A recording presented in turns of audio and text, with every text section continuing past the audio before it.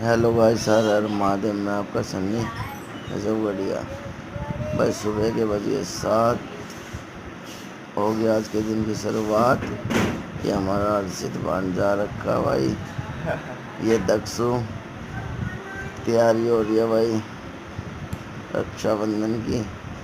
ये भाई आज बारिश का मौसम हो रखा है, पूरी काली गटासी छा रखी है। पापा घूम रहे हैं मौसम का आनंद लेते हुए। देखो भाई गले में आ, ये अंकल घूम रहे भाई। बारिश आने ही लगी भाई।